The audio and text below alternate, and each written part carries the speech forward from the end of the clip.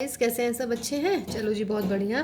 चलो बच्चों, आज वेलकम कर रहे हैं आपका। आज जो आपका यूनिट टेस्ट हुआ है उसका हम सॉल्यूशन कर रहे हैं, ठीक है?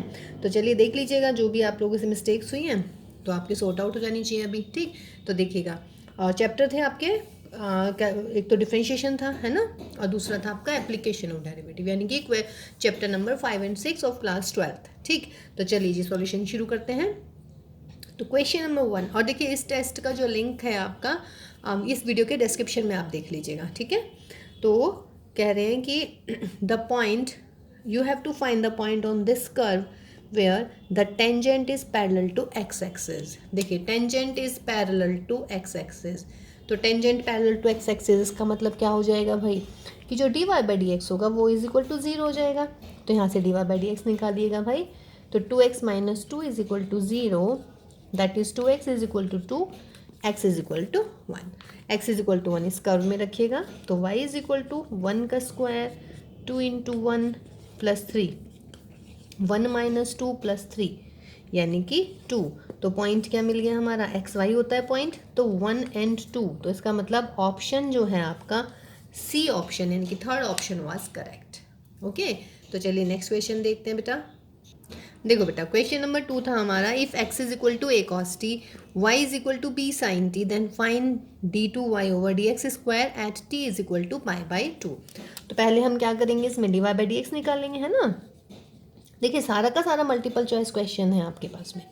तो क्या मिलेगा यहाँ पे? dy अपॉन dt और यहाँ पर dx अपॉन dt। तो dy अपॉन dt मीन्स इसका डेरिवेटिव कीजिए विद रेस्पेक्ट टू t, तो b cos t। dx upon dt means minus का a साइन t। तो क्या मिलने वाला है? माइनस का b upon a cot t। लेकिन मुझे निकालना है डबल डेरिवेटिव, तो क्या करेंगे डबल डेरिवेटिव के लिए भाई? d2y over dx square is equal to, इसका डेरिवेटिव करते हैं माइनस का b upon a cot t का डेरिवेटिव, इसका करेंगे विद रेस्पेक्ट टू t। तो कॉट t का हो गया मेरा माइनस का cos square t cosec square और इंटू में dt अपॉन dx। तो ये मिला कितना बच्चों? ये है माइनस का b upon a cot t हो गया आपका, तो that is b upon a cosec square t और d t upon d x, यानी कि d x upon d t का उल्टा, यानी कि माइनस के 1 अपॉन a साइन टी। तो दैट विल बी माइनस के b अपॉन a। और देखिए साइन को कैसे लिख सकती हूँ ऊपर ले जाके, कोसेक क्यूब टी। अब आपको डेरिवेटिव किस पे निकालना है? t is equal to pi by 2 पे। तो जब आप t is equal to pi by 2 रखेंगे तो क्या आएगा answer? Therefore at t is equal to pi by 2 double derivative, तो क्या हो जाएगा? माइनस का b upon a cosec cube what? Pi by 2। और pi by 2 cosec pi by 2 कितना होता है? 1। देखिए a और a स्क्वायर, तो दैट इज a स्क्वायर। तो answer is b upon a square, है ना? देखिए पैरामीट्रिक का डेरिवेटिव याद है ना, क्योंकि देखो यहाँ पे मेरा t में फंक्शन था तो उसका डेरिवेटिव क्या, और इनटू में dt अपॉन dx। ये वाली जो टर्म है ये आप लोग भूल जाते हैं, ये भूलना नहीं है भाई, ठीक है? तो ध्यान से इसको करना है बेटा, ठीक? तो option A was correct for this question, that is minus का b अपॉन a स्क्वायर। तो नेक्स्ट क्वेश्चन देखते हैं बेटा। देखिए बेटा, क्वेश्चन नंबर 3 था हमारा कि if f x is equal to x square minus 2ax plus 6 when x is strictly positive then find the value of a if f x is strictly increasing. तो देखिएगा, स्ट्रिक्टली इंक्रीजिंग के लिए क्या करना है आपको? डेरिवेटिव निकालना है। तो एफ डैश एक्स का derivative 2x minus 2a। Strictly increasing means greater than और इक्वल टू 0 होना चाहिए भाई, है ना? स्ट्रिक्टली इंक्रीजिंग इक्वल लगा दीजिए, सॉरी इक्वल नहीं लगेगा, हाँ जी इक्वल हटा दिया हमने। तो f dash x strictly positive, 2x minus 2a greater than 0, 2a को इधर कीजिए, 2x greater than 2a that is x greater than a। अब देखो बच्चों, x ग्रेटर देन a आ गया है हमारे पास में। दूसरी चीज़ यानी कि a लेस देन x आ गया है और x है हमारा पॉजिटिव या नहीं? अब बताओ, a छोटा है x से और x है मेरा पॉजिटिव, तो उसका मतलब क्या होना चाहिए भाई? a should be less than और इक्वल टू 0। तो अच्छा, ये स्ट्रिक्टली इंक्रीजिंग हटा देते हैं, जस्ट इंक्रीजिंग के लिए बात कर रहे हैं इसमें, ठीक? तो इंक्रीजिंग में आप इक्वल लगा दीजिएगा, क्योंकि ऑप्शन में हमने इक्वल लगा रखा है। तो उसका मतलब क्या हो जाएगा बेटा? a की वैल्यू लेस देन और इक्वल टू 0 होनी चाहिए। तो option D is correct here. ये बात क्लियर हो गई यहाँ से, ये वाली। देखिए ए आ गया मेरा लेस देन और इक्वल टू एक्स, ठीक, और मैं कह रही हूँ भाई एक्स है मेरा पॉजिटिव,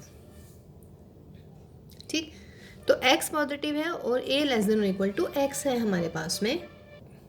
देखिए बेटा यहाँ तक आ गए थे ना एक्स, ये ना स्ट्रिक्टली इंक्रीजिंग से ही चल जाएगा काम हमारा। देखिए x greater A and x greater 0, यहाँ तक हो गया था हमारा, ठीक। फिर उसके बाद में हमने यहाँ पे लिखा था कि ये हो जाएगा therefore A should be less than और इक्वल टू 0। अब क्या लग रहा है ये है, अब आपको लग रहा है कि नहीं ऐसा तो नहीं होना चाहिए कि भाई हम कह रहे हैं एक्स की वैल्यू तो ए से बड़ी है,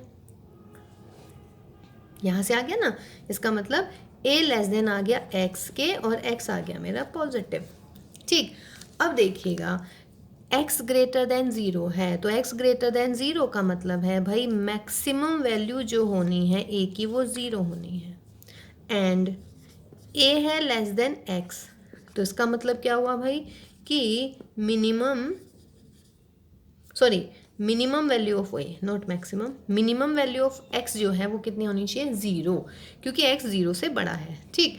ऐसे ही तो इसका मतलब मैक्सिमम वैल्यू ऑफ ए कितनी होएगी हमारी, वो होएगी मेरी 0, तो यहाँ मैंने इक्वल टू 0 लगा दिया है। अब देखो, अब सबके दिमाग में ये आ रहा होगा एक्स ले लेती हूँ मैं पॉजिटिव, मतलब मान लीजिएगा एक्स ले लिया मैंने कितना 3 ले लेते हैं, ठीक है। मैं कह रही हूँ ए लेस देन एक्स होना चाहिए, तो ए को मैं 2 भी लिख सकती हूँ, लेकिन आंसर मैंने लिखा है ए नेगेटिव, ठीक, मीन्स ए नेगेटिव होना चाहिए। लेकिन देखिएगा बेटा ये हर एक के लिए थोड़ी ना ट्रू होने वाला है, या हर एक के लिए ट्रू हो जाएगा, ये नहीं, ये हर एक के लिए ट्रू नहीं होगा, ये तो एक आधा एक्सेप्शन केस ले लिया। मीन्स अगर मैं ए पॉजिटिव ले लूँगी ना यहाँ पर तो क्या हो जाएगा, अगर ए हम देखिए अगर मैंने आंसर लिख दिया, ये यहाँ तक क्लियर है। अब देखो अगर सपोज करो अगर तुम्हारे दिमाग में ये वाला केस आ रहा है कि भाई ए की वैल्यू मैं पॉजिटिव भी तो ले सकती हूँ, तब भी तो इस कंडीशन को सेटिस्फाई कर रहा है। भाई देखिए एक्स पॉजिटिव है और एक्स ग्रेटर देन ए है, एक्स पॉजिटिव है और एक्स ग्रेटर देन ए है, कंडीशन को सेटिस्फाई कर रहा है। लेकिन इस केस में मेरा A2 आ रहा है, जबकि मैं कह रही हूँ आंसर है मेरा ए लेस देन और equal to 0। A less than और इक्वल टू 0 का मतलब है ऑप्शन है मेरा इसका आंसर डी। अब देखिएगा ये हर एक के लिए ट्रू नहीं हो पाएगा, ठीक है ना। ये अगर मान लीजिएगा कुछ वैल्यूज़ ऐसी आ जाएंगी हमेशा जो इनके लिए सेटिस्फाई नहीं करेगा, कि एक्स पॉजिटिव ले लेंगे और ए लेस देन एक्स हो जाएगा। लेकिन ये मैं ज़रूर श्योर हूँ कि देखिए मैक्सिमम वैल्यू मिनिमम वैल्यू इसकी आ गई है, और मैं कह रही हूँ कि मैक्सिमम वैल्यू जो है ए की वो 0 ही होनी है। तो क्या ऑप्शन बचा हमारे पास में कि ए जो है वो क्या होना चाहिए, नेगेटिव ही होना चाहिए, ठीक है ना भाई। अब देखो अगर तुम्हें लग रहा है कि मैम यहाँ आप ए ग्रेटर देन और इक्वल टू 0 भी तो लिख सकते हो, तो ए ग्रेटर देन 0 का मतलब तो ये हो जाएगा ना कि एक्स के बारे में मुझे कुछ नहीं पता, मैं ए की वैल्यू 6 लिख दूँ, कुछ भी लिख दूँ, 7 लिख दूँ, और एक्स मेरा मान लीजिए उस केस में 3 है, तो फिर कैसे कर पाऊंगी, मैं नहीं कर पाऊंगी ना। लेकिन ये मैं डैम श्योर हूँ कि अगर ए मेरा नेगेटिव होगा तो इन दोनों कंडीशन के लिए ट्रू होना ही है, बिकॉज एक्स मेरा पॉजिटिव है। अगर मैं x1 ले लेती हूँ और ए की वैल्यू भी ग्रेटर देन इक्वल टू 0 ले लेती हूँ, तो मैंने ले दिया ए इज इक्वल टू 6। देखिए ये 1 है ये 6 है, कहाँ इस कंडीशन को होल्ड कर रहा है, नहीं कर रहा ना। लेकिन अगर मैं ए नेगेटिव ले लूँ, कोई भी ए नेगेटिव ले लीजिएगा, तो हमेशा ही एक्स की वैल्यू ए से बड़ी रहने वाली है, समझ रहे हैं ना। देखिए ए मैं पॉजिटिव नहीं ले पाऊंगी, अगर मैं ये वाला केस मैंने आपको ये एग्जांपल भी दिया है बेटा कि x is equal to 3 a is equal to 2 ले लेते हैं। मान लीजिए ये मैंने पॉजिटिव ले लिया, दोनों कंडीशन को सेटिस्फाई कर रहा है। लेकिन अगर मैं इसी सवाल में एक्स ले लेती हूँ 1, तो कहाँ सेटिस्फाई कर रहा है, इसको नहीं सेटिस्फाई कर रहा, जबकि मुझे दोनों कंडीशन सेटिस्फाइड चाहिए जो मैं ए लूँगी। तो मैं ए पॉजिटिव नहीं ले सकती, मतलब ये जनरल रिजल्ट नहीं लिख पाऊंगी मैं। लेकिन अगर मैंने लिखा है ए नेगेटिव, तो अब मुझे बताओ ए इक्वल टू 0 है और नेगेटिव है, कोई भी वैल्यू लो ए की, क्या हमेशा एक्स उससे बड़ा होगा? बिल्कुल, क्योंकि ये पॉजिटिव है, पॉजिटिव हमेशा नेगेटिव से बड़े होते हैं, तो इसका मतलब इसका आंसर ए लेस देन और इक्वल टू 0 रहेगा। तो बहुत अच्छा क्वेश्चन था ये बेटा, ध्यान से देखिएगा इस क्वेश्चन को। ओके, तो नेक्स्ट क्वेश्चन देखते हैं अभी हम। देखो बेटा क्वेश्चन नंबर 4 बहुत इजी था, है आपको बहुत बड़ा लगा, बड़ा नहीं है क्वेश्चन, बहुत इजी है।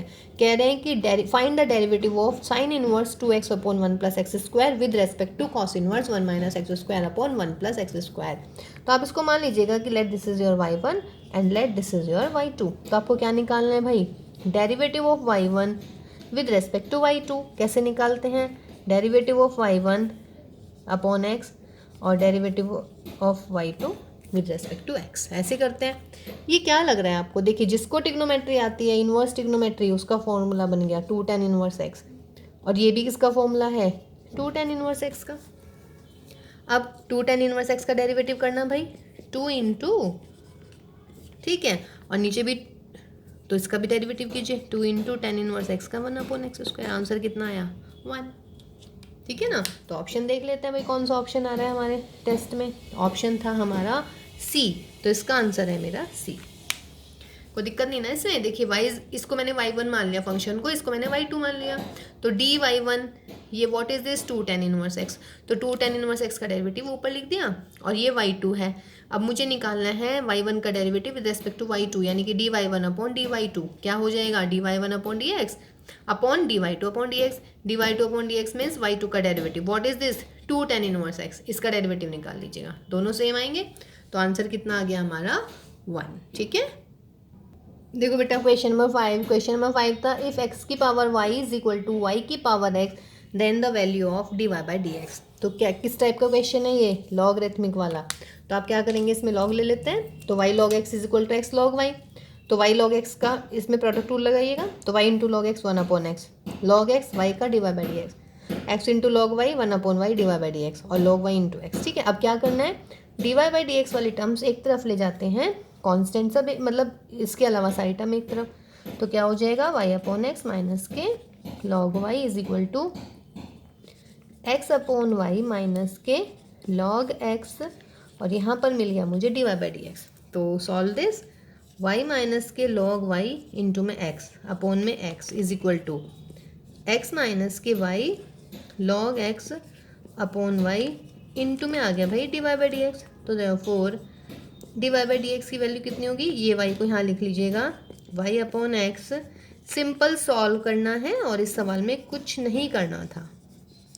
तो देख लेते हैं भाई कौन सा है आपका ऑप्शन, ये वाला y upon x, y minus के x log y, और अपॉन में आ जाएगा x माइनस के y log x। तो ऑप्शन नंबर 3, तो ऑप्शन नंबर 3 इज करेक्ट। ठीक है, क्लियर है ये? x की power y is equal to log वाला सवाल था, लॉगरिथमिक डिफरेंशिएशन, लॉग लिया दोनों तरफ का, तो y log x is equal to x log y। Derivative कैसे करते हैं? अब ये आ गया आपका इम्प्लिसिट फॉर्म में, तो इम्प्लिसिट फॉर्म में y log x का derivative plus log x y का derivative dy by d x, फिर x log y का derivative 1 upon y dy by d x, फिर प्लस क्या करेंगे बच्चों, log y और x का डेरिवेटिव 1, फिर dy बाई डी एक्स वाली जो टर्म्स है उनको एक तरफ ले जाते हैं और वहाँ से dy बाई डी एक्स की वैल्यू निकाल लेंगे। ठीक है, देखिए बेटा क्वेश्चन नंबर 6 में था ये क्वेश्चन दिया मैंने, under root of 1 minus x square plus under root of 1 minus y square is equal to a into x minus y. कह रहे हैं which form is this, which type of form is this. तो कौन सी form है ये? Implicit form है ना, x और वाई में आ रही है, अनक्लियर है, क्लियर नहीं है, तो ये इम्प्लिसिट फॉर्म होगी। दूसरे में कह रहे हैं कि d y by d x निकालना है इस क्वेश्चन में, तो d y by d x याद आ रहा है, ये स्टार वाला क्वेश्चन था जिसपे मैंने स्टार लगाया था। क्या पुट करते हैं इसमें, x is equal to sine alpha रख लिया था और y is equal to sine beta, just remembering का क्वेश्चन था ये।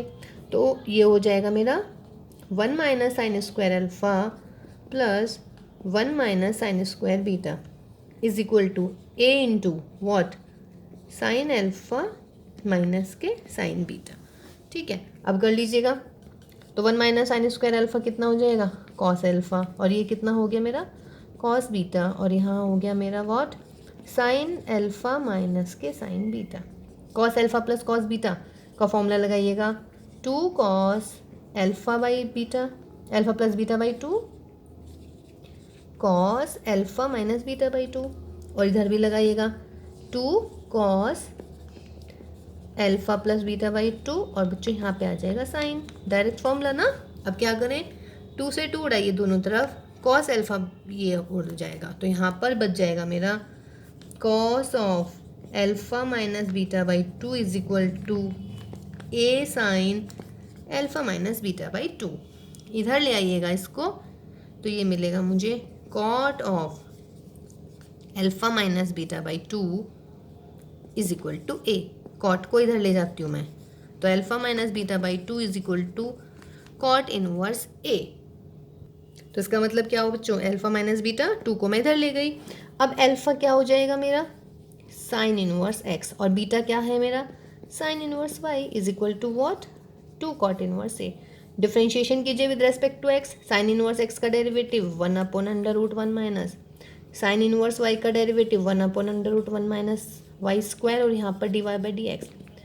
कॉट इनवर्स ए का डेरिवेटिव 1 अपॉन 1 प्लस ए स्क्वायर, माइनस का नहीं, ये कांस्टेंट है, तो डेरिवेटिव कितना हो जाएगा इसका, 0। अब देखिएगा, इसका मतलब 1 upon under root of 1 minus x square is equal to 1 upon under root of this d y by d x. इसको इधर ले जाते हैं, तो क्या मिला, 1 minus y square upon 1 minus x square, और यहाँ आ गया मेरा d y by d x. ठीक है, तो ये हुआ भाई मेरा क्वेश्चन नंबर 6 का बी पार्ट, और इसका ऑप्शन मेरा बी सही है। ठीक है, इजी था ना।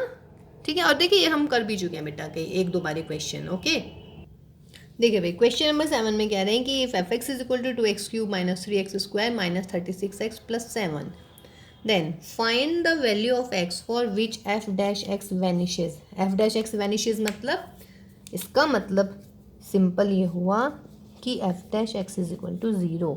वैनिश मीन्स खत्म होना, यानी कि मैथ्स लैंग्वेज में 0 होना। ठीक, तो एफ डैश एक्स निकालिएगा, 6x square 6x 36 is 0, that is x square minus x minus 6 is 0। Factor कर लीजिएगा, x minus 3 x plus 2 is 0, तो x की वैल्यू कितनी आ गई, माइनस के 2 and 3, ऑप्शन नंबर ए। तो ये मेरा आंसर आया इसका। ठीक है, अब इसी में नेक्स्ट पार्ट है F x is strictly increasing on what interval, और उससे नेक्स्ट पार्ट है F x is strictly decreasing on which interval. ठीक है, तो अब हम इसमें इंक्रीजिंग और डिक्रीजिंग के लिए भी निकालने वाले हैं। तो कैसे करते हैं इंक्रीजिंग डिक्रीजिंग के लिए भाई, minus infinity plus infinity, -2 and 3। फिर क्या करना है, माइनस इन्फिनिटी से -2 के बीच में कोई वैल्यू ले लीजिएगा। माइनस इन्फिनिटी से -2 के बीच में -3 ले लेती हूँ, तो -3 पे वैल्यू निकाली एफ डैश की, तो क्या होने वाली है। और या फिर कैसे लिखते हैं यहाँ पे, याद है कैसे करते थे, interval minus infinity to -2, -2 to 3, 3 to infinity. Sign देखना है बेटे इसका, माइनस इन्फिनिटी से -2 या -3 लिया है मैंने, तो यहाँ पे हो गया मेरा -3 यानी कि नेगेटिव, -3 + 1 यानी कि पॉजिटिव। फिर -2 से 3 के बीच में 0 ले लेते हैं, तो 0 लिखूंगी तो यहाँ पे क्या आएगा, नेगेटिव, और 0 यहाँ पे लिखूंगी तो positive, negative into positive negative. 3 to infinity में क्या करना है बेटा, 3 से इन्फिनिटी में 4 ले लेते हैं, 4 - 3 is positive, 4 + 2 is positive, that is what, positive. जब पॉजिटिव होगा तो क्या होता है, इंक्रीजिंग, नेगेटिव होगा तो क्या होगा, डिक्रीजिंग, पॉजिटिव होगा तो क्या होगा, इंक्रीजिंग। अब देखिएगा ऑप्शंस, सवाल में ये था कि F x is strictly increasing on what, किस में इंक्रीज कर रहा है भाई, ये रहा। तो यानी कि इंक्रीजिंग के लिए क्या मिल गया मुझे, माइनस इन्फिनिटी से -2 यूनियन ये रहा, और 3 to इन्फिनिटी, 3 to इन्फिनिटी, ये हुआ मेरा स्ट्रिक्टली इंक्रीजिंग का ऑप्शन, यानी कि ऑप्शन नंबर सी। ठीक है, अब स्ट्रिक्टली डिक्रीजिंग कहाँ है भाई, जहाँ नेगेटिव है, ये रहा नेगेटिव, तो उसका मतलब क्या हुआ, -2 से 3 मिला मुझे स्ट्रिक्टली डिक्रीजिंग, यानी कि सी वाले ऑप्शन, सी वाले जो पार्ट का आंसर है वो है मेरा पार्ट ए। ओके, देखो बेटा क्वेश्चन नंबर 8 है मेरे पास में, if the curve y into x - 2 x - 3 minus के x + 7 is equal to 0, then the point P where the curve cut at x axis. Point निकालना है P के कोऑर्डिनेट, कहाँ कर्व कट कर रहा है, x एक्सिस पे। अब एक बात बताओ मुझे भाई, x एक्सिस पे क्या करते हैं हम, x एक्सिस पे हम ले लेते हैं y = 0, तो y = 0 रखना जरा, इसमें क्या हो गया 0 - x + 7 इज इक्वल टू 0, तो x = 7, देयरफॉर P के कोऑर्डिनेट आ गए मेरे 7 and 0।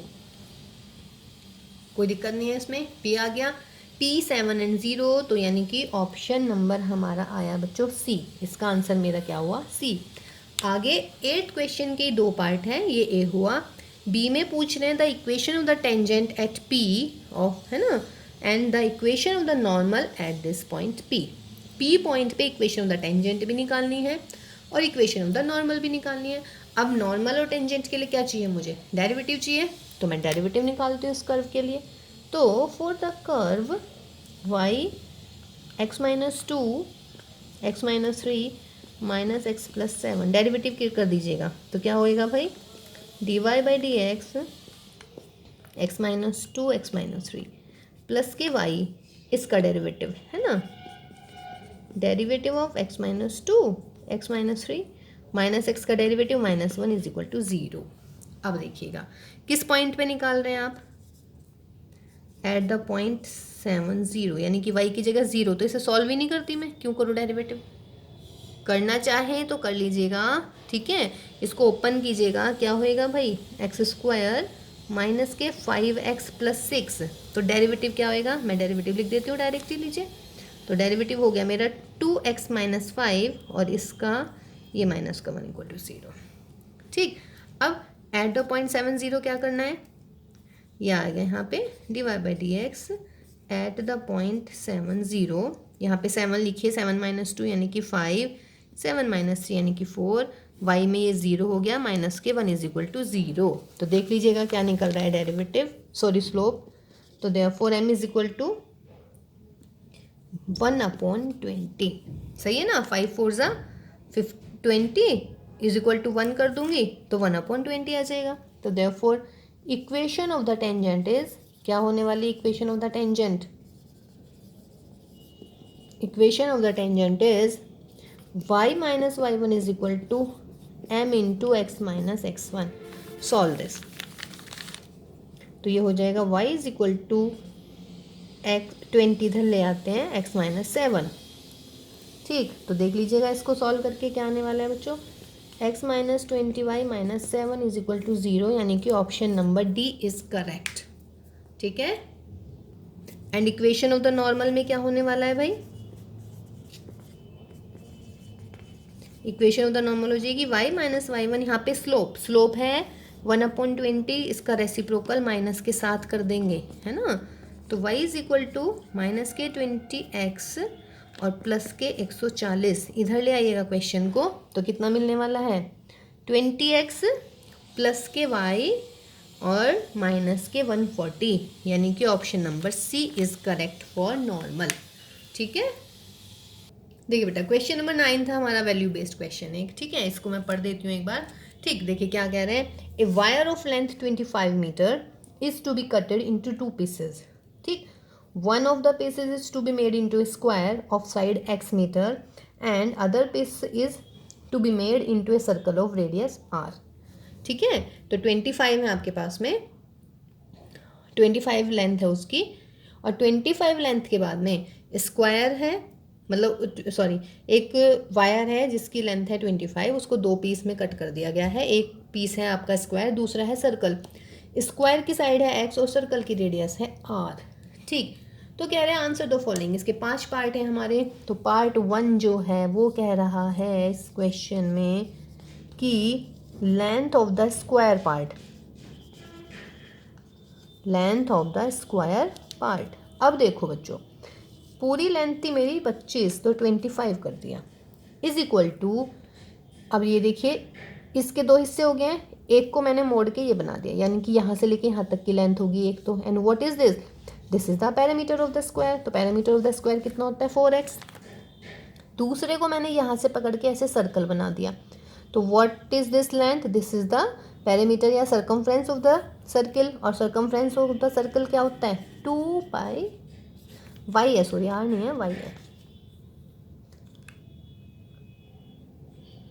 अच्छा ठीक है, तो ये हमारा y में। ठीक, अब देखिए बेटा, अब क्वेश्चन में ये है हमारा कि the length of the square part in terms of y, यानी कि x की वैल्यू निकालनी है y के टर्म्स में, तो क्या आ जाएगी भाई 25 - 2πy/4, ये आ गई मेरी x की वैल्यू। तो 25 - 2πy/4, यानी कि option number D.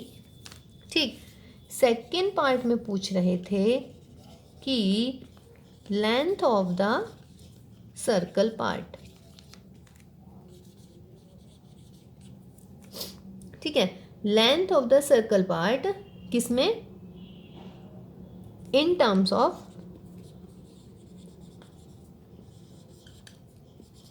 Of x.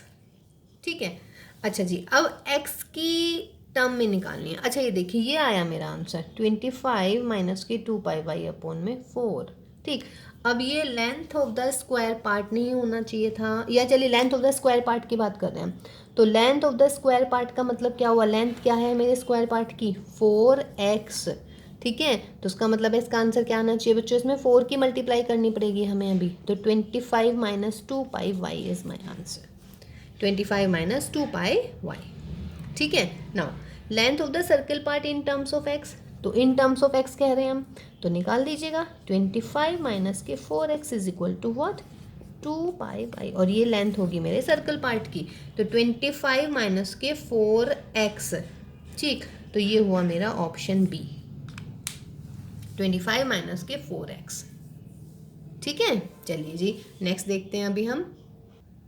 देखो भाई, सी पार्ट में वो पूछ रहे हैं what is the combined area, what is the minimum combined area है। तो कंबाइंड एरिया मैंने निकाल दिया, स्क्वायर का एरिया प्लस सर्कल का area, x square plus pi y square. यहाँ से y की वैल्यू निकाल दी 25 माइनस 4x अपॉन 2 पाई का होल स्क्वायर। ठीक, 4 पाई स्क्वायर, एक पाई से एक पाई कट के नीचे 4 पाई आ गया, 25 माइनस 4x का होल स्क्वायर। अब मिनिमम के लिए क्या करते हैं, डेरिवेटिव को 0 रखेंगे, तो 2x plus 2 into 25 minus 4x, और इंटू में माइनस का 4, अपॉन में 4 पाई, 4 से 4 गया, माइनस के 2 upon pi is equal to में ले आए हैं। ठीक है ना, यानी कि सॉल्व करके मेरे पास में x की वैल्यू आ गया है 25 अपॉन पाई प्लस 4। तो अब निकालेंगे बेटा डबल डेरिवेटिव, तो डबल डेरिवेटिव क्या हो जाएगा, d2a ओवर dx स्क्वायर। निकालिएगा डबल डेरिवेटिव, ये था मेरा फर्स्ट डेरिवेटिव, तो दैट इज़ 2। ठीक है, ये आ गया था माइनस के 2 अपॉन पाई, तो माइनस के 2 अपॉन पाई, और 25 माइनस के 4x का डिफ्रेंशिएशन माइनस के 4, तो यानी कि 2 plus 8 upon pi. What is this is positive, और जब पॉजिटिव आ जाता है तो उसका मतलब क्या हुआ भाई, देयरफॉर एरिया इज मिनिमम। अब वो कह रहे हैं कि फाइंड द एरिया। अब एरिया क्या था हमारा, अब ए फाइंड आउट करना है भाई अब हमें। तो ए इज इक्वल टू था मेरा x square plus pi y square, यानी कि x square plus pi, y की वैल्यू देखिए यहाँ से अभी 25 माइनस 4x अपॉन 2 पाई का होल स्क्वायर, तो दैट इज एक्स स्क्वायर, जो अभी अभी हमने सॉल्व किया वो मेरे से रब हो गया है, ये आ गया मेरा 25 माइनस 4x का स्क्वायर।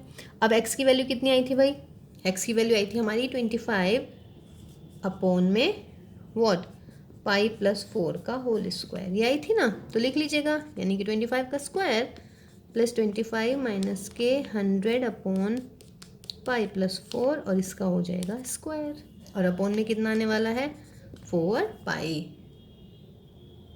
देखो बेटा जस्ट सॉल्व किया है इसको हमने ना, 25 माइनस के क्या आया था ये 4x अपॉन 2 पाई। सिर्फ सॉल्व अपने तरीके से कर लीजिएगा, I have just told you कि what you have to done. तो x की वैल्यू रखिएगा 100 अपॉन पाई प्लस 4। ठीक है, सॉल्व करने के बाद देखिए इस टाइप का आ गया है। अब देखिए यहाँ से एक पाई से एक पाई हटा दीजिएगा, तो पाई यहाँ से कुछ कॉमन दिख रहा है आपको, 625 अपॉन 4 प्लस पाई का स्क्वायर दोनों में है, तो इसको यहाँ से कॉमन ले लीजिएगा। तो क्या आने वाला है कॉमन लेने के बाद, यहाँ पे आ जाएगा 1। ठीक, और फिर यहाँ पर प्लस, ये तो बाहर निकल गया था, यहाँ पे नीचे आ जाएगा पाई अपॉन 4, तो दैट इज 625 पाई प्लस 4 का square into pi plus 4 upon 4, pi plus 4 से एक पाई प्लस 4 गया, तो 625 अपॉन 4 इंटू पाई प्लस 4। ठीक है, अब देखते हैं भाई इसका कोई ऑप्शन है क्या, यस ऑप्शन डी है हमारा, तो ऑप्शन डी इज करेक्ट। ठीक है, अच्छा इसमें ना जो टेस्ट था उसमें बेटा ए और बी पार्ट में मैंने लिख दिया था length of the square part, है ना, तो length of the square part, लेकिन जबकि जो आंसर मैंने दिए थे उसमें दे दिए थे मैंने कि length of the side of the square part, समझ रहे हैं। तो ए पार्ट में आपको क्या करना है, एक्स की वैल्यू निकालनी है, length of the side of the square part. ठीक, इसका मतलब सिर्फ एक्स निकलेगा। और सेकंड ऑप्शन में था length of the circle part, मैंने लिखा इसमें, लेकिन मुझे वो करना पड़ेगा अब length of the radius of the circle part, तो radius of the circle part में जस्ट वाई। ठीक है, तो मैं इसमें टेस्ट में चेंज कर रही हूँ थोड़ा से 2 क्वेश्चन, ओके, लेकिन सॉल्व वही रहेगा करने का तरीका। देखिए बेटा नेक्स्ट पार्ट में बोला है if the combine area is minimum then the length of the square part. Length of the square part का मतलब 4x की वैल्यू, x कितना आया था 25/π+4, तो 100/π+4। इसका मतलब ऑप्शन सी इज करेक्ट। ठीक, नेक्स्ट पार्ट में फिफ्थ पार्ट में बोल रहे हैं कि find the length of the circle part. तो सर्कल पार्ट मीन्स 2π, y की वैल्यू निकालनी है 2πy, है ना। और देखिए 2πy, y की वैल्यू कितनी आई थी हमारी, या 2πy की वैल्यू कितनी आई थी अगर याद हो, जो हमारा इससे पहले फर्स्ट वाला पोर्शन था उसमें आ गया था मेरा 25 - 4x। तो कर दीजिएगा भाई 25 - 4x मीन्स 100/π+4।